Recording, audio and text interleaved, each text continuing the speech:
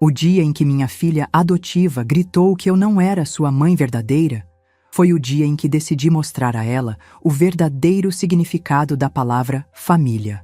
Eu me chamo Marlene Santos Silva, tenho 69 anos e hoje quero contar uma história que mudou minha vida para sempre. Uma história sobre amor, traição e sobre como, às vezes, precisamos deixar as pessoas que amamos sentirem na pele o valor daquilo que sempre tiveram. É uma história que me ensinou que o verdadeiro amor não se mede pelo sangue, mas pela dedicação diária, pelo sacrifício silencioso, pela presença constante. Era uma terça-feira de março, daquelas manhãs normais de outono em Campinas. Eu estava na cozinha preparando o almoço favorito da Laura. Frango à parmegiana com purê de batata douradinho, do jeito que ela gostava desde pequena. Fazia isso todo dia há 12 anos, desde que ela chegou aos meus braços aos 5 anos de idade. Naquela época, era apenas uma criança assustada, com os olhos vermelhos de tanto chorar, segurando uma boneca quebrada e perguntando quando a mamãe ia voltar. O cheiro do alho e cebola refogando se espalhava pela casa, e eu cantarolava baixinho uma música que costumava cantar para ela dormir quando era pequena. Tinha uma rotina sagrada. Acordava às 5h30, preparava meu café rápido, pegava o ônibus para a casa da Dona Silvia, onde eu limpava e passava roupa até meio-dia. Voltava correndo para casa, preparava o almoço da Laura e às 2h já estava na casa da Dona Regina, onde ficava até às 6 cuidando da limpeza e organização. Era uma vida puxada, mas eu fazia tudo com amor. Cada centavo que eu ganhava era pensado no futuro da Laura. Ela estava no último ano do ensino médio no Colégio São Bento, uma escola particular que custava quase metade do que eu ganhava por mês. Mas eu nunca reclamei. Nunca deixei ela perceber o peso que isso representava no meu orçamento. Laura estava no quarto dela, mexendo no celular como sempre. Aos 17 anos, ela vivia grudada naquele aparelho, postando fotos, fazendo dancinhas, sonhando em ficar famosa. Eu financiava tudo. O telefone de última geração, o plano de internet ilimitado, as roupas de marca que ela usava nas fotos. Trabalhava em 2 casas de família para conseguir manter o padrão de vida que ela estava acostumada, e ainda sobrava um pouquinho que eu guardava religiosamente numa poupança para a universidade dela. Quando chamei para o almoço, ela desceu as escadas pisando forte, com aquela cara emburrada que eu conhecia bem. Fazia semanas que Laura estava diferente, mais distante, respondendo com rispidez qualquer coisa que eu falasse. Eu achava que era coisa da idade, sabe como é adolescente. Mas naquele dia, havia algo no ar que me deixou inquieta. Era como se ela estivesse guardando um segredo pesado, algo que estava prestes a explodir. Ela sentou à mesa, mexeu na comida com o garfo sem realmente comer e ficou olhando para o celular. Eu tentei puxar assunto. Perguntei como tinham sido as aulas, se ela tinha terminado o trabalho de história. Ela apenas resmungou respostas curtas, sem tirar os olhos da tela. Foi então que ela levantou a cabeça e me olhou com uma expressão que eu nunca tinha visto. Era uma mistura de desprezo e determinação, como se ela tivesse tomado uma decisão importante. Foi então que ela soltou as palavras que ecoam na minha cabeça até hoje. Marlene, você não é minha mãe verdadeira. Minha mãe de sangue voltou e eu vou morar com ela. Senti como se o chão tivesse se aberto debaixo dos meus pés. O garfo caiu da minha mão, fazendo um barulho seco no prato. 12 anos de dedicação, de sacrifício, de amor incondicional, resumidos naquela frase cruel. Engoli seco. Segurei as lágrimas que insistiam em brotar e perguntei baixinho, com a voz tremendo. Laura, o que você está dizendo? Ela levantou da mesa, jogou o guardanapo no prato ainda cheio de comida e continuou com uma frieza que me gelou por dentro. Valquíria me encontrou nas redes sociais. Ela me explicou tudo. Você me adotou, mas adoção não é família de verdade. Ela é minha mãe biológica, tem o mesmo sangue que eu. E olha só, ela mostrou o celular com fotos de uma mulher loira, cheia de joias, dentro de um carro importado. Ela tem dinheiro, vai me ajudar a ficar famosa no Instagram. Não preciso mais ficar aqui sendo sustentada por você. Cada palavra era uma facada no meu coração. Eu que acordava 5 da manhã para preparar o lanche dela, que economizava no meu próprio almoço para comprar as roupas que ela queria, que sonhava em vê-la formada na universidade. Eu que ficava acordada quando ela saía à noite, que levava ela no médico quando estava doente, que ajudava com os deveres de casa até altas horas. Tudo isso jogado na minha cara como se fosse obrigação, como se não tivesse valor algum. Tentei manter a calma e falei, com a voz embargada: Laura, você não lembra como era quando chegou aqui? Você estava abandonada, assustada, pedindo pela sua mãe que nunca mais apareceu. Eu te criei, te eduquei, te amo como filha. Mas ela me interrompeu com uma risada amarga que me cortou como uma lâmina. Amor por pena não é amor de verdade, Marlene. Valquíria me explicou que você me adotou porque se sentia sozinha. Mas agora ela voltou, e eu vou com ela. Naquele momento, alguma coisa se quebrou dentro de mim. Não era raiva, era uma lucidez fria e dolorosa. Era como se uma névoa tivesse se dissipado e eu conseguisse enxergar a realidade crua. Levantei da mesa com movimentos mecânicos, recolhi os pratos ainda cheios de comida e comecei a lavar a louça. Laura ficou ali parada, esperando que eu implorasse, que eu chorasse, que eu fizesse um escândalo. Mas eu não disse nada. Ela subiu para o quarto e ficou lá o resto da tarde, fazendo ligações animadas, organizando as coisas, cantarolando. Eu conseguia ouvir pelos barulhos que ela estava arrumando as malas, escolhendo as roupas, se preparando para a nova vida. Eu continuei na cozinha, lavando, arrumando, pensando. Pensando em como uma pessoa pode ser tão cruel com quem só lhe deu amor. Pensando em como 12 anos de sacrifício podem ser apagados por promessas vazias de uma desconhecida. Durante a tarde, eu olhei ao redor da casa e vi tudo que tinha sido construído para ela. O quarto pintado de rosa, com a cama que eu comprei parcelada em 12 vezes. A estante cheia de livros que eu ia comprando aos poucos. A televisão na sala que eu economizei meses para poder dar de presente no aniversário de 15 anos dela. O carro velho que eu comprei para ela ir à escola, que me custou 3 meses de salário. Quando anoiteceu, Laura desceu com 2 malas na mão e uma mochila nas costas. Ela parou na porta da cozinha e disse, com um tom que tentava ser gentil, mas soava falso: Marlene, muito obrigada por tudo. Mas agora eu preciso ir atrás da minha verdadeira família. Olhei para ela.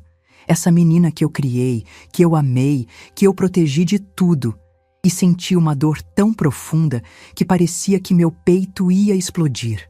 Mas ao invés de implorar, ao invés de chorar, eu simplesmente falei, com uma serenidade que me surpreendeu: Está bem, Laura. Espero que você seja muito feliz. Ela ficou surpresa com minha reação. Talvez esperasse que eu lutasse por ela, que eu fizesse drama, mas eu só conseguia pensar numa coisa. Se ela queria descobrir quem era sua mãe verdadeira, ia ter que aprender na prática o valor daquilo que sempre teve comigo. Ela saiu pela porta e eu fiquei ali, na cozinha silenciosa, olhando para a mesa onde ainda estava o prato dela, intocado. O frango à parmegiana havia esfriado, o purê tinha formado uma película por cima.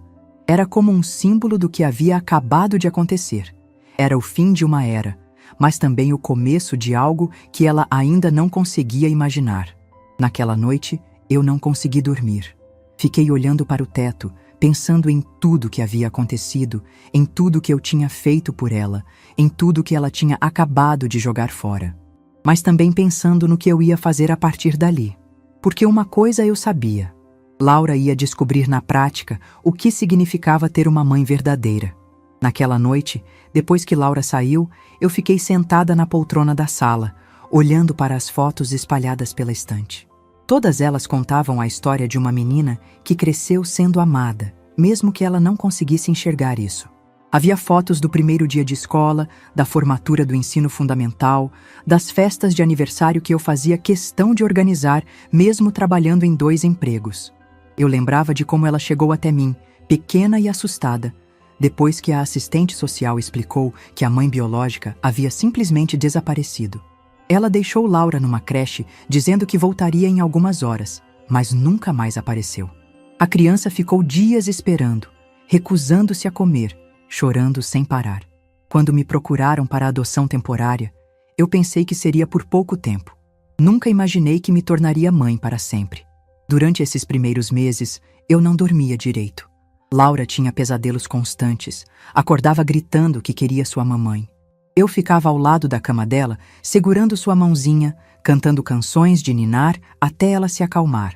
Aos poucos, ela foi se acostumando comigo, me chamando primeiro de tia, depois de madrinha e, finalmente, de mãe.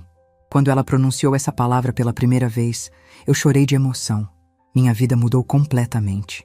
Eu, que sempre fui uma pessoa independente, que vivia sozinha há décadas, de repente me vi organizando tudo em função de uma criança. Mudei meus horários de trabalho, aprendi a cozinhar pratos que ela gostava, decorei um quarto inteiro pensando nos gostos dela. Cada sorriso dela era uma conquista, cada "te amo, mãe" valia todos os sacrifícios. Quando ela começou a crescer e fazer perguntas sobre sua origem, eu nunca menti. Expliquei que ela havia nascido de outra mulher, mas que eu a escolhi para ser minha filha. Ela parecia aceitar essa realidade com naturalidade. Nunca demonstrou curiosidade excessiva sobre o passado. Pelo contrário, ela dizia que eu era a mãe dela de verdade, que não importava de onde ela tinha vindo.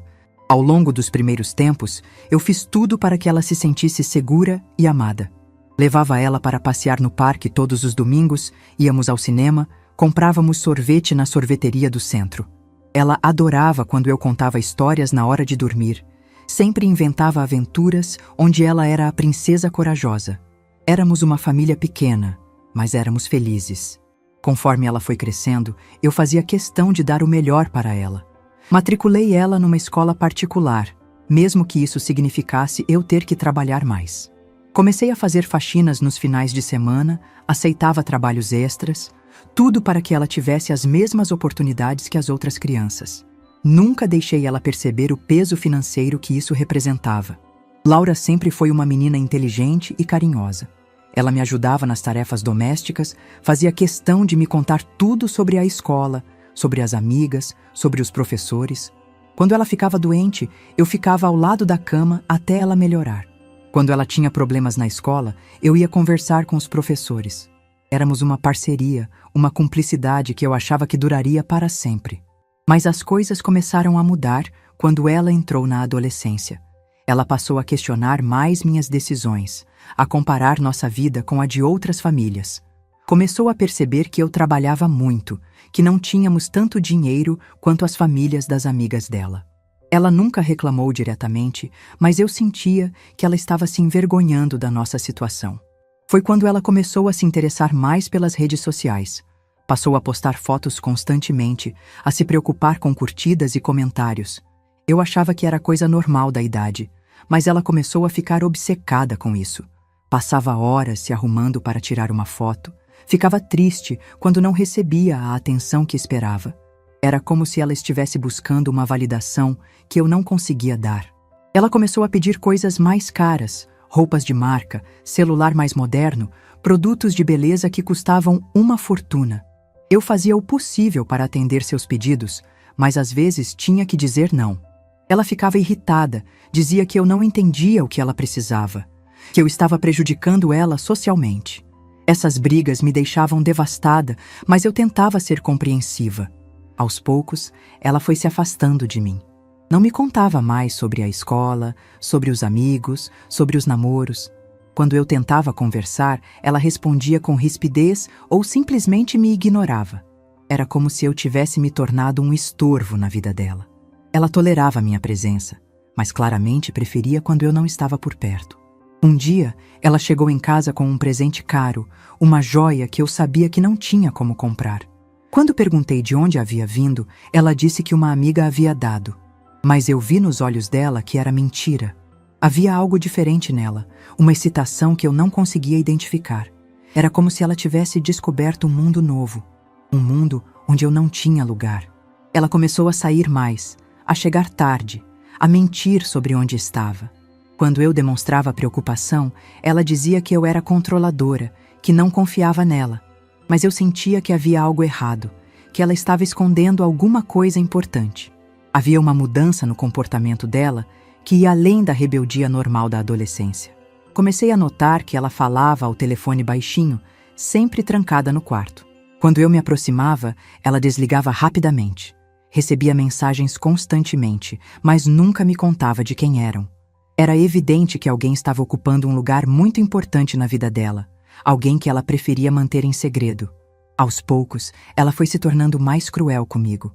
Fazia comentários sobre minha idade, sobre minha situação financeira, sobre o fato de eu nunca ter me casado.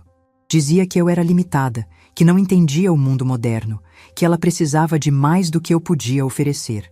Cada palavra era uma facada, mas eu engolia a dor e continuava tentando agradá-la. Ela passou a questionar nossa família, nossa história, perguntava por que eu nunca havia me casado, por que eu havia escolhido adotar ao invés de ter filhos próprios.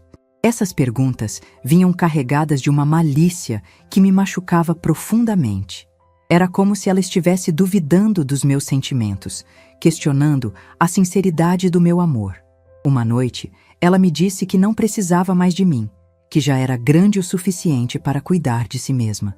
Falou que eu havia cumprido meu papel, mas que agora ela queria liberdade. Disse que me agradecia por tudo, mas que nossa relação estava ficando sufocante. Essas palavras me despedaçaram, mas eu tentei manter a calma e conversar com ela.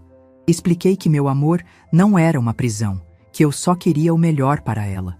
Mas ela revirou os olhos e disse que eu não entendia nada sobre a vida dela, que eu era uma pessoa do passado, que ela precisava de alguém mais conectado com o mundo atual. Naquele momento, eu percebi que havia perdido ela, que alguém havia conseguido convencê-la de que eu era o problema. Nos dias seguintes, ela mal falava comigo. Comia em silêncio, respondia com monossílabos, evitava minha presença. Eu tentava manter a normalidade, mas era evidente que ela estava contando os dias para sair de casa. Havia uma frieza no olhar dela que me gelava por dentro. Era como se ela já tivesse partido, mesmo ainda estando fisicamente ali. Eu continuava cuidando dela, preparando suas refeições, lavando suas roupas, mantendo a casa em ordem. Mas fazer tudo isso sem receber um sorriso, sem ouvir um obrigado, sem sentir carinho, era devastador. Era como cuidar de uma estranha que tolerava minha presença por conveniência. Comecei a perceber que ela estava se preparando para algo. Organizava os documentos, separava roupas, fazia ligações misteriosas. Havia uma ansiedade nela, uma contagem regressiva que eu não conseguia decifrar. Quando eu perguntava o que estava acontecendo, ela dizia que não era nada, que eu estava paranoica. Uma tarde, ela me pediu para ver seus documentos pessoais. Disse que precisava para um trabalho da escola, mas eu sabia que era mentira. Ela estudou cada papel com atenção, como se estivesse procurando algo específico. Fez perguntas sobre detalhes que nunca havia questionado antes, sobre a adoção, sobre a família biológica. Eu respondi com paciência, mas percebi que ela estava comparando minha versão com outra que havia escutado. Havia uma desconfiança no olhar dela, como se ela duvidasse da minha sinceridade. Quando terminei de explicar, ela apenas disse que estava tudo claro agora e subiu para o quarto com os documentos. Naquela noite, ela não jantou comigo. Disse que não estava com fome, mas eu sabia que ela estava evitando minha presença. Fiquei sozinha na mesa, olhando para o prato vazio dela, sentindo um vazio crescer no meu peito. Era como se ela já tivesse partido, mesmo ainda estando fisicamente na casa. Eu comecei a perceber que todo o meu esforço, toda a minha dedicação, estava sendo interpretado de forma errada. Ela via meus sacrifícios como obrigação, meu amor como dependência, minha presença como um peso. Alguém estava reescrevendo nossa história, pintando-me como uma pessoa que se aproveitou da situação, que a adotou por interesse próprio. Mas eu continuava tentando. Preparava os pratos que ela gostava, comprava as coisas que ela pedia, mantinha a casa do jeito que ela preferia. Mesmo sentindo que estava perdendo ela, eu não conseguia parar de tentar reconquistar seu amor. Era mais forte do que eu, esse instinto de mãe que não se apaga facilmente. Até que chegou aquela manhã terrível, quando ela finalmente revelou o que estava acontecendo por trás de toda aquela mudança. Quando ela falou sobre Valquíria, sobre a mãe biológica que havia voltado, tudo fez sentido. Todas as mentiras, todos os segredos, toda a frieza dos últimos tempos. Ela havia escolhido acreditar em uma fantasia ao invés de valorizar a realidade que eu havia construído para ela. Mas mesmo depois de tudo que ela disse, mesmo depois de toda a crueldade daquelas palavras, eu ainda sentia pena dela. Porque eu sabia que ela estava sendo enganada, que estava prestes a descobrir uma verdade muito dolorosa. E por mais que meu coração estivesse despedaçado, eu ainda a amava o suficiente para esperar que ela voltasse quando percebesse seu erro. Na manhã seguinte, acordei com os olhos inchados de tanto chorar. A casa estava em silêncio, um silêncio diferente, vazio. Pela primeira vez em muito tempo, eu não tinha que acordar pensando no café da manhã da Laura, no lanche da escola, nas roupas que ela ia usar. Era uma liberdade estranha, dolorosa, que eu não sabia como lidar. Fui até o quarto dela e abri a porta devagar. A cama estava desarrumada, o guarda-roupa meio aberto, algumas roupas espalhadas pelo chão. Ela havia levado apenas o essencial, deixando para trás tudo que eu havia comprado com tanto sacrifício. Os livros da escola estavam empilhados na mesa, os cadernos jogados de qualquer jeito.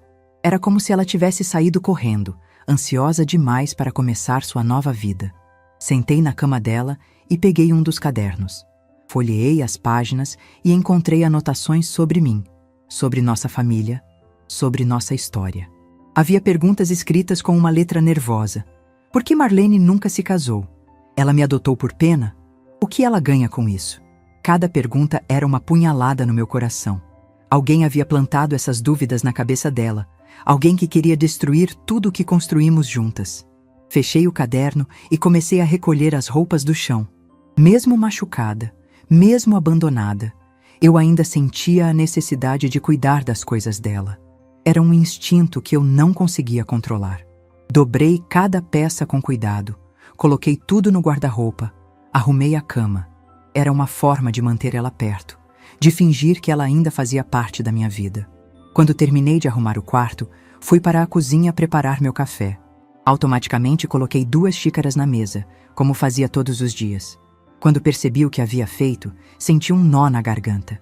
Guardei a xícara extra e me sentei sozinha, olhando para o lugar vazio onde ela sempre se sentava. Foi então que meu telefone tocou. Era um número desconhecido, mas alguma coisa me disse para atender. Do outro lado da linha, ouvi uma voz feminina que eu não reconhecia. Alô, é a Marlene? Aqui é a Valquíria, a mãe da Laura. Senti meu coração disparar. Finalmente eu ia conhecer a mulher que havia roubado minha filha. Ela continuou falando, com uma voz doce mas falsa. Queria agradecer por ter cuidado da minha filha todos esses anos. Sei que você fez o seu melhor, mas agora ela está onde deve estar, comigo, com sua família verdadeira. Cada palavra era calculada para me machucar, para me fazer sentir que eu era apenas uma substituta temporária. Tentei manter a calma e perguntei: como ela está? Ela está bem? Valquíria riu, uma risada que me gelou por dentro. Ela está ótima, muito feliz. Sabe, ela me contou que você sempre foi muito controladora, que não deixava ela viver a vida dela. Mas agora ela está livre, pode ser quem ela realmente é. Senti uma raiva crescer dentro de mim. Controladora? Eu que sacrifiquei tudo por ela? Eu que trabalhei em 2 empregos para dar a ela o melhor? Mas respirei fundo e falei: Valquíria, você abandonou ela quando era criança. Eu que criei, eu que cuidei, eu que estive presente em todos os momentos importantes. Ela interrompeu com impaciência. Olha, Marlene, eu não liguei para discutir o passado. Você cumpriu seu papel, eu agradeço, mas agora acabou. Laura não precisa mais de você. Ela tem uma família de verdade agora, pessoas que entendem ela, que podem dar o que ela merece. Naquele momento, alguma coisa se rompeu dentro de mim. Não era mais dor, era uma lucidez fria e necessária. Eu falei com uma serenidade que me surpreendeu. Está bem, Valquíria. Espero que vocês sejam muito felizes juntas. Mas tem uma coisa que você precisa saber. A partir de hoje, eu vou cancelar tudo o que estava pagando para Laura. A escola particular, as aulas extras, o convênio médico, o carro, a poupança para a universidade, tudo. Houve um silêncio do outro lado da linha. Depois, ela gaguejou. Como assim? Você não pode fazer isso. Eu continuei, cada palavra pesada de decisão. Posso sim. Ela quis descobrir quem é sua mãe verdadeira. Então agora, vocês vão ter que se virar sozinhas. Se você pode dar tudo o que ela merece, não vai ter problema algum, não é? Valquíria começou a tagarelar, dizendo que era uma atitude infantil, que eu estava sendo vingativa. Mas eu desliguei o telefone no meio da conversa. Não tinha mais nada a discutir. Se Laura queria uma mãe verdadeira, ia descobrir na prática o que isso significava. Nos dias seguintes, comecei a executar minha decisão. Primeiro, liguei para a escola particular onde Laura estudava. Expliquei a situação e cancelei a matrícula. A secretária ficou surpresa, perguntou se Laura ia se transferir para outra escola. Eu disse que não sabia, que agora isso era responsabilidade da família biológica dela. Depois, fui até a concessionária onde havia comprado o carro para Laura. Expliquei que como eu havia comprado para dar de presente nos seus 18 anos e como ela havia saído antes do aniversário, não fazia mais sentido ela ficar com ele. O vendedor tentou me convencer a continuar pagando, mas eu fui irredutível. Cancelei também o plano de saúde dela, as aulas de inglês, a academia. Fechei a poupança que havia aberto para a universidade dela. Cada ligação era dolorosa, mas necessária. Não era vingança, era proteção. Eu precisava proteger a mim mesma, proteger meu futuro, proteger meu coração. Enquanto fazia tudo isso, eu pensava na Laura. Será que ela já havia percebido que a vida com Valquíria não era como ela imaginava? Será que já sentia falta da nossa rotina, da nossa casa, da nossa família? Parte de mim torcia para que ela ligasse, pedisse perdão, quisesse voltar. Mas outra parte sabia que ela precisava aprender na prática o valor daquilo que havia jogado fora. 2 semanas depois, Dona Conceição, minha vizinha, bateu na minha porta. Ela estava com uma expressão preocupada e disse: "Marlene, você viu as coisas que a Laura está postando na internet?" Meu coração disparou. Peguei meu celular e entrei no perfil dela nas redes sociais. O que eu vi me deixou perplexa. Laura estava postando fotos em lugares caros, usando roupas de marca, sempre sorrindo para a câmera. Nas legendas, ela falava sobre sua nova vida, sobre ter encontrado sua família verdadeira, sobre como estava finalmente feliz. Mas havia algo forçado naqueles sorrisos, algo que não condizia com a Laura que eu conhecia. Nos comentários, as amigas da escola perguntavam por que ela havia parado de aparecer nas aulas. Ela respondia que havia mudado de escola, que agora estudava em um colégio muito melhor. Mas eu sabia que era mentira. Se ela realmente estivesse estudando, não estaria postando fotos no meio da semana, no horário de aula. Dona Conceição apontou para uma foto específica e disse: "Olha essa aqui, Marlene. Você não acha que ela está estranha?" Era uma foto de Laura numa festa, segurando uma taça de champanhe, com o rosto meio vermelho e os olhos brilhando de forma exagerada. Ela parecia diferente, mais velha, mais cansada, apesar da maquiagem pesada. Comecei a acompanhar as postagens dela com mais atenção. Percebi que ela estava saindo todas as noites, sempre em lugares diferentes, sempre com pessoas que eu não conhecia. Havia algo desesperado naquelas fotos, como se ela estivesse tentando se convencer de que estava feliz. Era como se ela tivesse perdido a essência, a naturalidade que sempre teve. Uma manhã, 3 semanas depois que ela havia saído, meu telefone tocou. Era Laura. Meu coração quase parou. Atendi com as mãos tremendo. "Alô?" A voz dela estava diferente, mais baixa, mais cansada. "Marlene? Sou eu, Laura." Fiquei em silêncio, esperando ela continuar. Ela respirou fundo e disse: Eu queria saber como você está." Respondi secamente: "Estou bem, Laura. E você? Como está sua nova vida?" Houve uma pausa longa. Depois ela falou com a voz embargada: "Marlene, eu preciso falar com você. Posso ir aí em casa?" Senti uma mistura de alívio e dor. Parte de mim queria dizer que sim, que ela podia voltar, que eu perdoava tudo. Mas outra parte sabia que ela ainda não havia aprendido a lição. Respirei fundo e falei: "Laura, você escolheu sua mãe verdadeira. Agora tem que assumir as consequências dessa escolha." Ela começou a chorar do outro lado da linha. "Marlene, por favor, eu preciso de você." Mas eu, mesmo com o coração despedaçado, falei: "Você disse que não precisava mais de mim, que eu não era sua mãe verdadeira. Agora você tem que conversar com quem realmente é." Desliguei o telefone, sentei no chão da cozinha e chorei como há muito tempo não chorava. Mas dessa vez, não eram lágrimas de desespero, eram lágrimas de alívio. Finalmente, ela estava começando a entender. A lição estava sendo aprendida, por mais dolorosa que fosse para nós duas.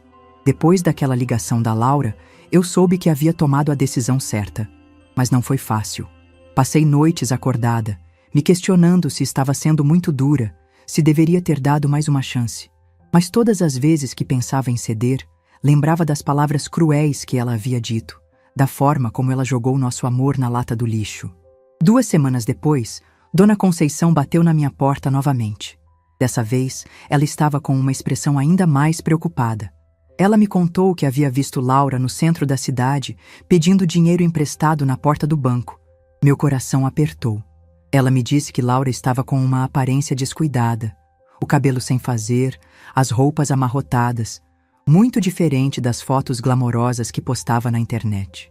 Naquela mesma tarde, recebi uma ligação inesperada. Era da doutora Carmen, uma advogada que eu não conhecia. Ela disse que estava representando Valquíria em um processo contra mim. Fiquei perplexa. Processo? Por quê? A advogada explicou que Valquíria estava me acusando de abandono de incapaz, já que eu havia cortado o suporte financeiro para Laura sem avisar a família biológica. Senti meu mundo desabar. Abandono de incapaz? Eu que criei Laura durante 12 anos? Eu que sacrifiquei tudo por ela? A doutora Carmen continuou falando em termos jurídicos que eu não entendia completamente, mas a mensagem era clara. Valquíria queria me processar por ter retirado o suporte financeiro que eu dava para Laura. Respirei fundo e falei com a advogada. Doutora, eu preciso entender uma coisa. Laura não é mais menor de idade. Ela tem 17 anos e escolheu sair de casa. Eu não a expulsei. Ela decidiu ir embora. Como posso ser acusada de abandono? A advogada disse que a situação era complexa, que como eu havia assumido a responsabilidade por Laura durante todos esses anos, não podia simplesmente cortar o suporte do dia para a noite. Desliguei o telefone completamente assustada. Será que eu havia feito algo errado? Será que realmente estava abandonando Laura? Fiquei horas pensando nisso, até que decidi procurar ajuda legal. Não podia enfrentar essa situação sozinha. Precisava de alguém que entendesse de leis, que pudesse me orientar. No dia seguinte, fui ao escritório da doutora Helena, uma advogada que Dona Conceição havia me recomendado. Ela me recebeu com gentileza e ouviu minha história inteira. Quando terminei de contar, ela balançou a cabeça e disse: Marlene, você não fez nada errado. Uma adolescente de 17 anos que escolhe sair de casa não pode obrigar a mãe adotiva a continuar sustentando ela. Ainda mais quando ela vai morar com a família biológica. A doutora Helena me explicou que eu tinha todos os direitos legais do meu lado. Laura havia escolhido sair de casa. Eu não a expulsei. Ela foi morar com a mãe biológica, que assumiu a responsabilidade por ela. Eu não era obrigada a continuar pagando escola particular, carro, plano de saúde para alguém que não queria mais fazer parte da minha família. Mais do que isso, a doutora Helena me disse que Valquíria estava tentando me intimidar com um processo que não tinha fundamento legal. Era uma estratégia para me forçar a voltar a sustentar Laura.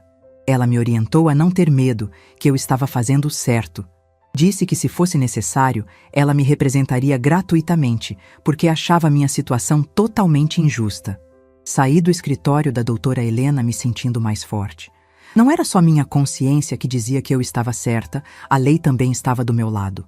Valquíria podia tentar me intimidar, mas eu não ia ceder.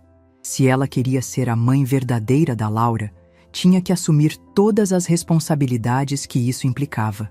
Nos dias seguintes, comecei a receber ligações estranhas. Primeiro, foi um homem que se apresentou como Pedro, namorado da Valquíria. Ele falou de forma ameaçadora, disse que eu era uma pessoa má, que estava fazendo Laura sofrer por pura vingança. Ele me acusou de ser uma mulher amarga, que estava com ciúme porque Laura havia encontrado sua família verdadeira.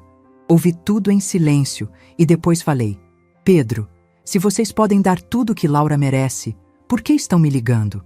Por que não resolvem a situação de vocês sem me envolver? Ele gaguejou algumas desculpas e desligou. Percebi que eles estavam desesperados, tentando me pressionar para eu voltar a pagar as contas da Laura. Depois, foi a própria Valquíria que ligou, dessa vez chorando. Ela disse que Laura estava passando por dificuldades, que precisava voltar para a escola, que não podia ficar sem estudar. Ela me implorou para eu pelo menos manter a matrícula da escola particular. Disse que depois ela assumiria os custos. Mas eu já não acreditava mais em nada que saía da boca dela. Falei: Valquíria, você me ligou há 1 mês dizendo que podia dar tudo que Laura merecia. Agora está me pedindo para eu pagar a escola dela? Ou você pode ou não pode. Não existe meio termo. Ela tentou argumentar, mas eu desliguei no meio da conversa. 3 semanas depois, a situação ficou ainda mais clara. Dona Conceição me contou que Laura havia aparecido na casa dela, pedindo ajuda. Ela estava desesperada, disse que Valquíria e Pedro haviam sumido, que ela estava sozinha, sem dinheiro, sem escola, sem nada. Minha vizinha ficou com pena e deu algum dinheiro para ela comprar comida. Quando Dona Conceição me contou isso, senti uma mistura de tristeza e alívio.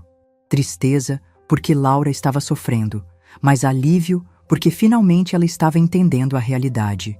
Valquíria não era uma mãe verdadeira, era apenas uma oportunista que havia usado Laura para tentar me chantagear. Dona Conceição me disse que Laura havia perguntado sobre mim, que queria saber se eu falava dela, se eu sentia sua falta. Minha vizinha respondeu que eu sofria muito, mas que estava firme na minha decisão. Laura então começou a chorar e disse que havia cometido o maior erro da sua vida.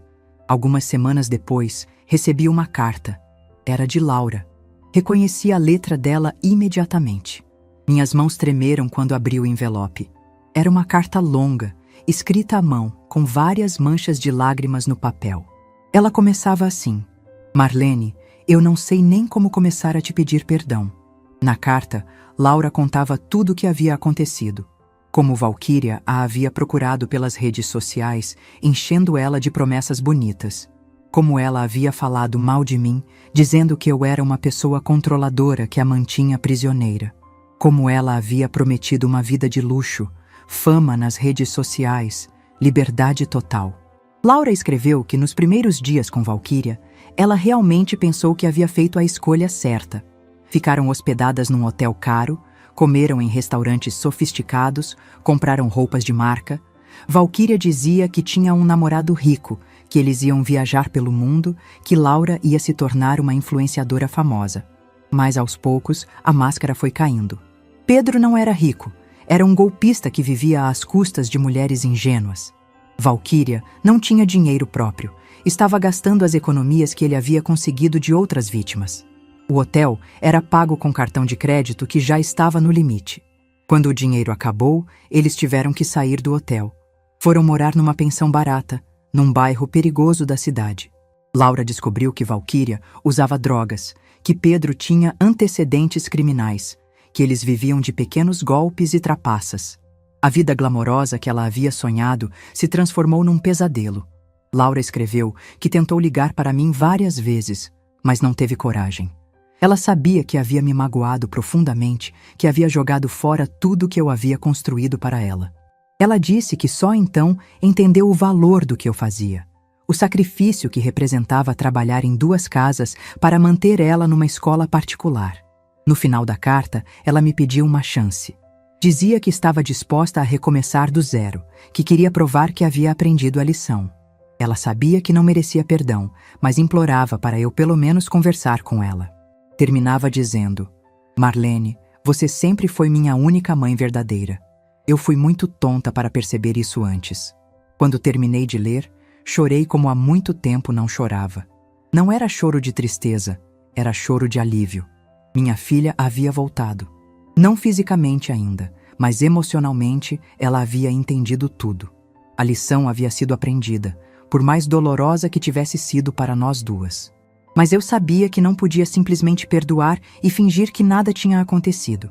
Laura precisava provar que realmente havia mudado, que realmente havia aprendido o valor das coisas.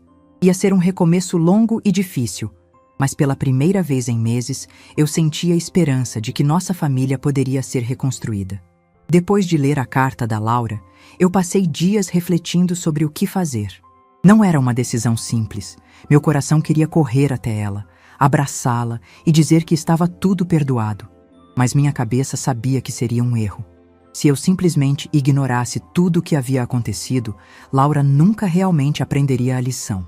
Decidi que ela precisava provar que realmente havia mudado.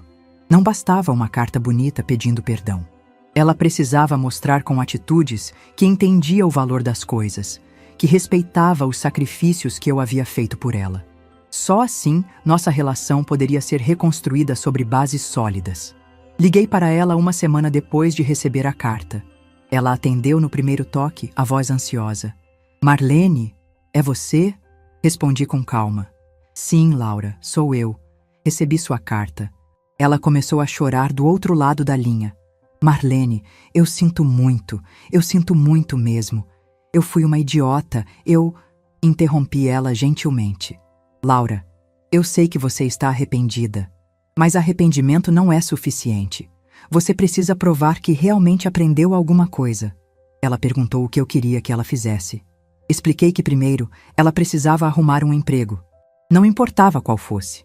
Ela precisava aprender o valor do dinheiro, entender o que significava trabalhar para conseguir as coisas.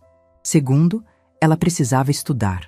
Não na escola particular de antes, mas numa escola pública. Ela precisava entender que educação é um privilégio, não um direito garantido. Terceiro, ela precisava pedir desculpas para a Dona Conceição e para todas as pessoas que ela havia tratado mal por causa da influência de Valquíria. Laura ouviu tudo em silêncio. Depois perguntou: E depois disso, você vai me perdoar? Respondi: Laura, perdão não é algo que se conquista com uma lista de tarefas. Perdão é algo que nasce naturalmente quando duas pessoas se respeitam. Você precisa aprender a me respeitar novamente e eu preciso aprender a confiar em você novamente. Ela concordou com tudo. Disse que faria qualquer coisa para reconquistar minha confiança. Mas deixei claro que ela não podia voltar para casa imediatamente. Ela precisava se virar sozinha por um tempo, entender como é viver sem o apoio que eu sempre dei. Só assim, ela realmente valorizaria nossa família. 2 semanas depois, Laura me ligou para dizer que havia conseguido um emprego numa lanchonete. O salário era baixo. Ela trabalhava 8 horas por dia, chegava em casa cansada e com os pés doendo. Mas pela primeira vez na vida, ela estava ganhando seu próprio dinheiro. Disse que nunca havia imaginado como era difícil ganhar dinheiro, que agora entendia por que eu chegava tão cansada em casa. Ela também se matriculou numa escola pública noturna. Disse que era muito diferente da escola particular, que as salas eram cheias, que não tinha a mesma estrutura. Mas ela estava determinada a terminar os estudos. Disse que só agora percebia o sacrifício que eu havia feito para pagar uma escola particular por tantos anos. Aos poucos, Laura foi provando que realmente havia mudado. Ela me ligava toda semana para contar como estava indo no trabalho, como estava se adaptando à nova escola. Nunca pedia dinheiro, nunca reclamava das dificuldades. Pelo contrário, ela parecia estar orgulhosa de conseguir se sustentar sozinha. Um dia, ela me ligou chorando. Mas não era um choro de desespero, era um choro de gratidão. Ela disse que havia encontrado uma foto antiga nossa, de quando ela era criança, e que olhando para aquela foto, ela entendeu tudo. Ela viu o amor nos meus olhos, a dedicação, o carinho. Disse que só agora, sendo adulta, conseguia compreender a dimensão do que eu havia feito por ela. 3 meses depois, Laura me pediu para encontrar ela num café do centro. Quando cheguei, levei um susto. Ela estava completamente diferente. Não tinha mais aquela arrogância de antes, aquele ar de superioridade. Ela parecia mais madura, mais humilde, mais real. Estava com uma roupa simples, sem maquiagem exagerada, com o cabelo natural. Ela me pediu desculpas novamente, mas dessa vez foi diferente. Não era um pedido de desculpas desesperado, era um pedido sincero, maduro. Ela me disse que havia entendido a diferença entre uma mãe de verdade e uma mãe biológica. Que mãe de verdade é quem cria, quem educa, quem está presente nos momentos difíceis. Laura me contou que havia procurado Valquíria para confrontá-la. Ela queria entender por que ela havia abandonado ela quando criança, porque só havia voltado agora. Valquíria disse que estava passando por dificuldades na época, que não tinha condições de criar uma filha. Mas Laura percebeu que ela estava mentindo, que ela havia abandonado ela por pura irresponsabilidade. Mais do que isso, Laura descobriu que Valquíria havia feito a mesma coisa com outros filhos. Ela teve mais 2 filhos depois dela, e também abandonou os 2. Era um padrão, uma forma de viver sem assumir responsabilidades. Laura entendeu que ela não era especial para Valquíria. Era apenas mais uma filha que ela havia usado para tentar se beneficiar. Naquele encontro, Laura me disse que queria voltar para casa.